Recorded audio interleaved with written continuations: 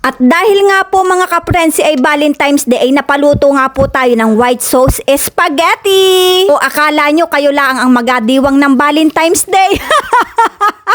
Ay sabi nga po ni Father, basta nga po ikaw ay may puso, abay pwedeng-pwede kang magdiwang ng Valentine's Day. Ayun ay kung may puso ka, ay ho-ho! Nilagyan na nga po natin ng pampalasa yung manok habang tayo ay nagapalambot ng pasta. Ay alam nyo po baga mga kaprensi, ang plano ko po talaga ay hindi muna magaluto dahil nga po ngayon ay Valentine's Day. Tayo nga ni po baya naman ay magapahinga man laang sa harap ng abuhan. At sana nga ni po ay malabas na laang kami ng inay at doon kami makain sa labas. Ay kaya nga laang po mga kaprensi, naisip ko din dahil nga po ngayon ay Valentine's Day ay makamaraming makain ngayon sa labas. Kaya nga po ang sabi ko sa aking inay ay wag na tayong lumabas at magaluto na laang ako. At baka nga ni ikaw ay mainggit laang dahil nga ikaw ay walang kadate, dahil nga ikaw ay biyuda na. At yung aupuan nga natin ay di para sa kanila na laang, ay di baga nganit kayo ang inisip namin.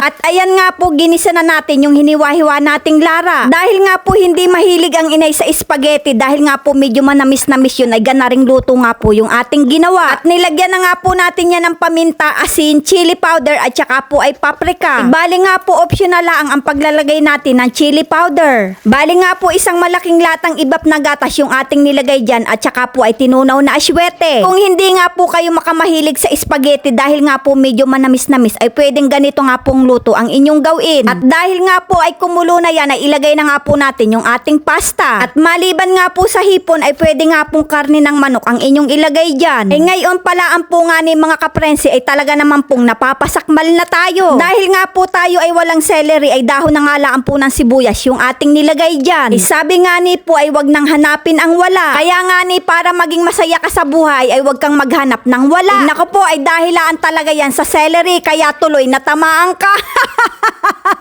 Bali nga po mga kaprensi ay nagbudbud na laan po tayo ng harina para nga po sa ating pagpiprito ng ating pakpak na manok. Para po baya naman hindi na natin isa-isang asaw-saw sa harina, ay tama yan. At para nga po mas mapil ng inay na parang kumain din kami sa labas, ay ginawan ko nga din po siya ng pipino juice. Sana nga ni po mga kaprensi ay hindi laang mga jowa at asawa ninyo ang i-date ninyo ngayong Valentine's Day. Ay i-date nyo nga din po at pakiligin ang inyong mga magulang. Ay sabi nga ni po ay wala daw forever, pero sa mga magulang natin talagang mararamdaman po natin ang forever. Wag laan po silang mategi agad. Ay di wala rin forever.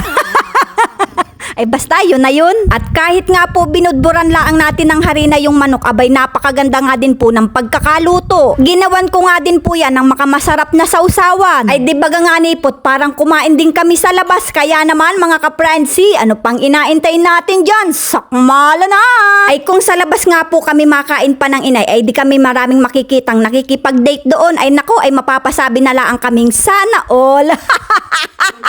Ay ano baga naman aring aking inay na ari, ay nako ay makamalaki daw po aring aking tong. Sabi ko nga ni po sa aking inay, pagkatapos nating kumain ay abayaran mo ako dahil ngayon ay wala nang libre sa mundo.